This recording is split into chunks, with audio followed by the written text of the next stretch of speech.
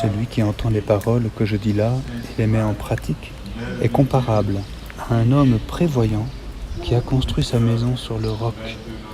La pluie est tombée, les torrents ont dévalé, les vents ont soufflé et se sont abattus sur cette maison.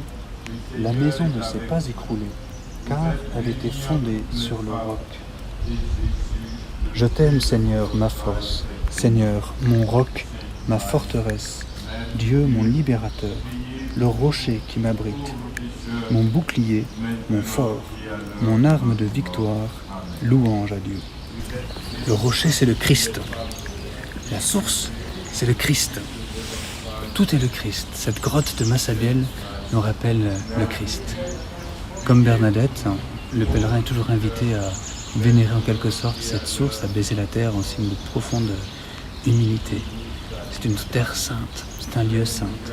C'est cet endroit, c'était la tuto cochon, mais c'est cet endroit que la Vierge Marie a choisi pour apparaître à Bernadette.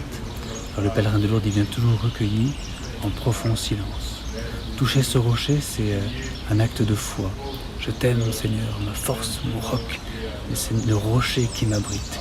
Toucher le rocher, ça veut dire, moi, je suis faible, pauvre et fragile, mais si je m'appuie sur toi, Seigneur, alors je suis inébranlable.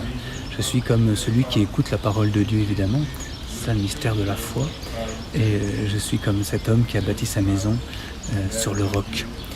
Toucher ce rocher, c'est donc véritablement un acte de foi. Reconnaître dans la source la présence du don de Dieu, de la miséricorde, de ce flux d'amour et de vie qui s'épanche en permanence du cœur de Dieu, tel qu'il nous a été révélé, quand le cœur de Jésus en particulier était transpercé quand il mourait sur la croix. C'est ce flux d'amour et de vie qui jaillissait de son cœur et que nous recevons.